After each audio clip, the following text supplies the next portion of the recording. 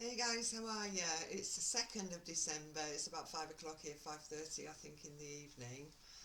So I just want to say hi to you, and I wanted to talk to you about what's happening this December. There's quite a lot of energy. We get quite a few shifts obviously as we're moving into Sag season, but I just wanted to have a look at it.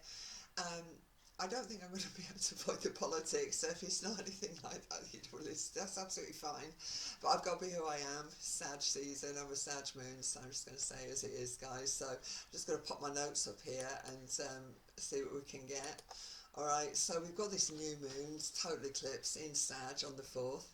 But the thing that I'm quite excited about is that Neptune stationed direct yesterday, Neptune being in Pisces, so it's like a double fog. But Neptune now is going to start. We're station direct, obviously, it's way out there, so it's going to take a while to actually get fueled up in the station, start moving direct. But it is a good. I certainly feel it's a positive. So this new moon is a total solar eclipse, guys. So we talked about eclipses before. Eclipses are very powerful energies. Um, it is for me because it's in Sagittarius, but we've got the new moon. It's a new moon, so I'm feeling quite okay about that. You know, Sagittarius is about natural law, I've talked about it before. It's also about laughter and it's about humour as well, you know, the Joker. And I think that's really important. Great sense of humour, Sagittarius. And I think we have to humour a lot of the politicians at the moment. But we also have to trust our intuition as well, you know, trust our own truth. You know, Sagittarius is a masculine energy, it's a fire energy, it's very adaptable. And I always think there's a wise energy, there's a wise sort of way forward, the wise warrior, right? And if you think about the glyph, you know, the centaur, you know, Sagittarius, the archer, half man, half horse, you know, along with Chiron, another centaur, God bless. We're going to be talking about Chiron as well. So, yeah, we've got this new moon. It's a new moon coming up in Sagittarius, and we get this solar eclipse, a complete total solar eclipse also in Sagittarius. So, um, blocking, you know, sort of blocking out the new, blocking it out. But I feel that what we've got here is again this sense of being rebirthed, guys. And we've got like on the 13th of December, we've got Mars entering Sag, obviously personal planets moving in. Mars, of course, is about self-identity. It's about our physicality. It's about personal initiatives, guys. It's about our will, and it's about freedom of will. And I certainly think with Sagittarian energy, of course, that is about freedom. It's about travel. It's about adventures. It's about all of those things. Sagittarius. All right, but Sagittarius also brings a degree of temperance. I mean, if you're thinking about tarot, it's temperance, right? Finding a bit of a balance. But I think that it's very interesting that there were no retrograde Mars periods at all in the year of 21. And actually, the next Mars retrograde is going to be the end of next year, so Halloween, I think, 30th, 31st. And that's going to be in Gemini. You know, we had that really long transit in Aries. And I personally used that time, that Mars in Aries energy, to really go inside myself and find out who I was and, you know, who I'm definitely not, you know, and that I'm okay with myself and my ability to detach and go down my rabbit hole forever. I'm absolutely alright with that. You know, I think we find out who we are, guys, through association. You know, when we have a Mars energy, first house, we move towards that 7th house, the polarity, and we find out who we truly are through association and comparison. You know, it's a natural thing to do. You know, that's that Libra for now. And Libra, of course, is Venus ruled energy, so we can do that with love, right?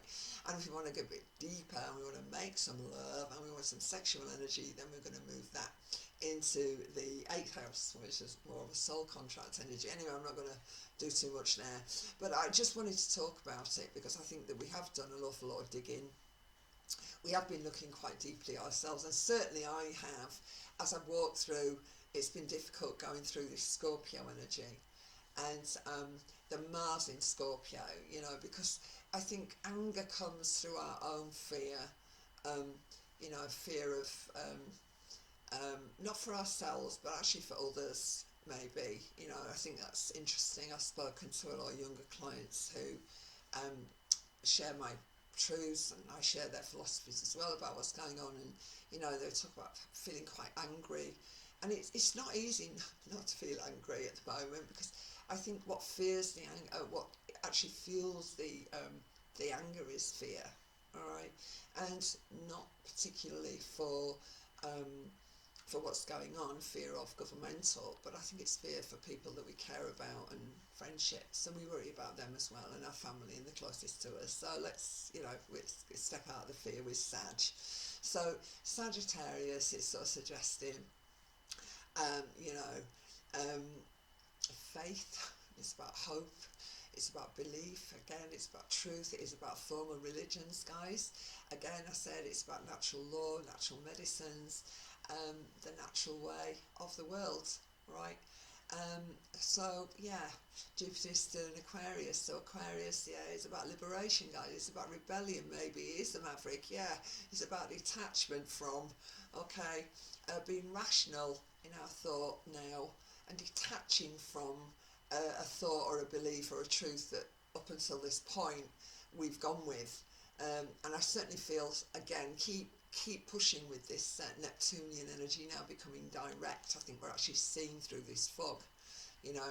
So the ability to detach from sort of consensus, sort of Saturnian conformity, that ordered structure, if you like, certainly with this Pluto and Capricorn elite control problems, you know, we've got all that going on.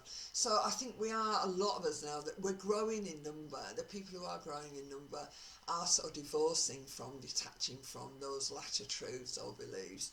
And I do think when, strangely enough, when Jupiter moves into Pisces, which he does at the end of the year, I think it's going to be a real, you know, people complaining that formal religion has not been doing very well. Well, let's actually see, because I've got another perspective on that. I think a lot of people are going to be actually needing to reinforce their faith in their belief, you know, whether or not that be God, or, you know, little green man, as I said before, or, you know, Anunnaki, and all the rest of it. Whatever it is, guys, at the end of the day, I think that it's going to be very, very interesting as we're moving through this year, and certainly, I mean, we're finishing up now, but certainly as we're moving into next year.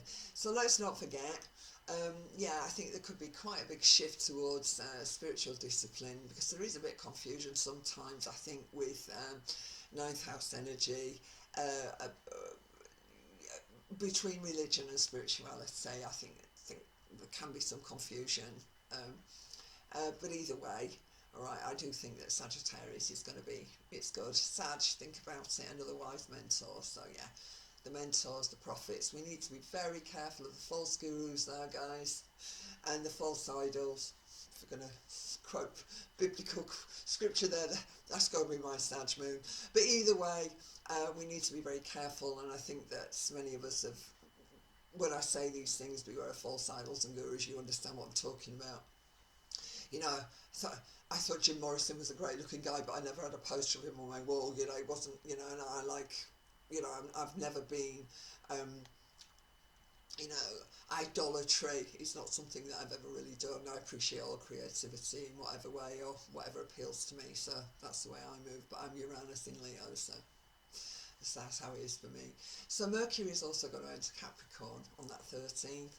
So again, it is, as I say, it's tricky with that Mars. I also wanted to talk to you about something else. Now, Venus is going to be retrograding in Capricorn, and she stays in Capricorn until March the 6th, as I've said. We've got Chiron direct, the wounding, alright. Chiron, again, wisdom, the wiseness centaur, natural healer, still in Aries, but is going to be moving direct, so we need to look at that, our physicality, guys. We've got Ceres retrograding into Taurus on the 21st, right? Taurus is second house, value systems, it's about survival, and I think we're going to be moving into survival mode, particularly with that. Taurus is a Venus ruled energy, so again, we've got to live in the heart, guys. And Ceres, don't forget, the mythology behind Ceres, or Hesia, depending on which way we go. But Ceres, the mother, the greatest loss, the despair that she felt when her child was stolen by Hades, Persephone, and taken into the underworld. She was indeed the bringer of harvest. She is all of those things. But she can be the harbinger of famine. Now, I've spoken to you about this before, and I do think that commodities, certainly, the things that we need to live, food, all of these things, I'm telling you there's going to be shortages, so please, please, if you are in a position to stock up, or if if you can do that. I know finances, it's difficult, but if you can do it, you should do it. Again, if you can plant your window boxes, or you can do whatever you want to do, that's absolutely fine as well. Alright, so being self-sufficient, being self-reliant, I've spoken to you about this before. So again, Uranus in Taurus, how do we do that? So Sun enters Cap, right, on the 21st, of course, we're into Capricorn, and then we've got that Saturn square Uranus, right? So, the Saturn square Uranian energy is the last one, so it's the direct hits coming on Christmas Eve. I've spoken about it before. We're going to feel the energy of it before then. It's coming. I mean, you can feel it now. I mean, if you are sensitive to vibration, you can feel it coming. You can feel it growing now. My feelings generally are about this, that there is going to be either some really quite something that you cannot miss, guys, that even the news can't miss. Even the mainstream news can't miss it. And hopefully it's not going to be the volcano going off in La Palma or any other place. But I mean, I'm mindful of how it can be. I mean, I remember that the 26th December, that horrendous tsunami that happened in Thailand all those years ago. It's shocking. I mean, it could be as big as that, but it could be about the revealing of particularly something. It could be the getting to the bottom of something. Squares can always be negotiated. We can negotiate them, but I've spoken to you about this before, and I'm not entirely sure Saturn government is going to want to negotiate with this Uranian energy. But I do think if we come together in collective love, guys, which is what Uranian in Taurus energy is about for me, and we work together. It's like I said, bring back the trading beads. Will you grow carrots, but I've got these. I seriously think that that's the way we can be going. For those freer thinkers, free thinking, this is a Sagittarius energy, whereas Mercury is more of a closed thinking, it's more formulae. But Sagittarius energy for me is about more free thinking. So, that's where we are, I think. Jupiter is going to be quintile Uranus on the same day. Now, I don't do the tiny stuff. I'm not overly techie, but for me, it's like a sextile energy. For me, as an astrologist, reflects the inner and outward struggles that we have.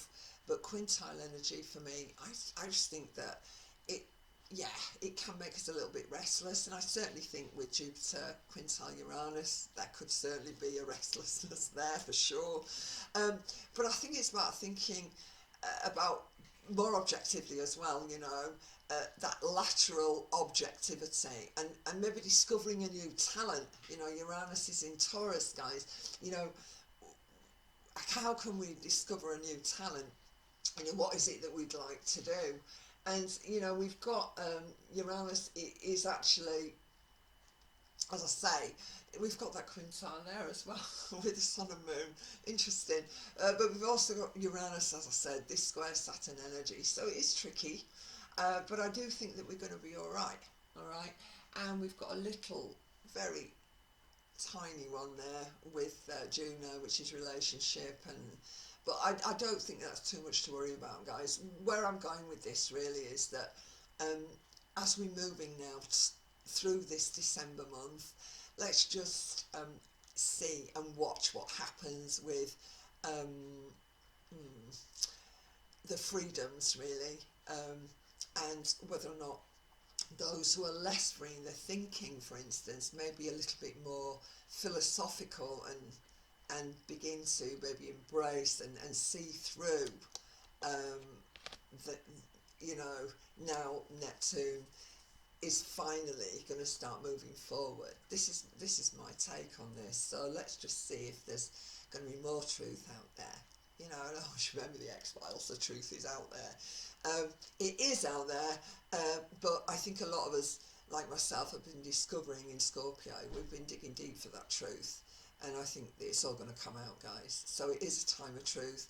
It is, I feel, a much more elevated time. We are going to move into Capricorn, of course, eventually, which is, you know, that sort of root chakra energy. All right, but right now we've got to live in the heart and stay rooted. With Taurus and Capricorn, and let's stay rooted, guys. And, you know, stay grounded in our thoughts, stay strong in our belief, which whatever you do, you know, whatever your beliefs are, guys. But let's do it wisely with Mars in Sagittarius. Let's not be aggressive. Let's do it wisely. All right. I hope that's helped you guys. I'm sending you lots of love. And again, this is about the third time I've attempted this. Every time I've done it, I've had the postman or a cat's done something, or I haven't turned the sound up. So I'm here. It is a bit dark. I hope you can hear me, guys. And if you do want a reading from me, please get in touch with me. You're more than happy to come in, set you up for the new year. And we'll get it sorted. I'm now going to go off and do an audio client. All right, so take it easy, guys. Lots of love, and I'll speak to you soon. Bye now.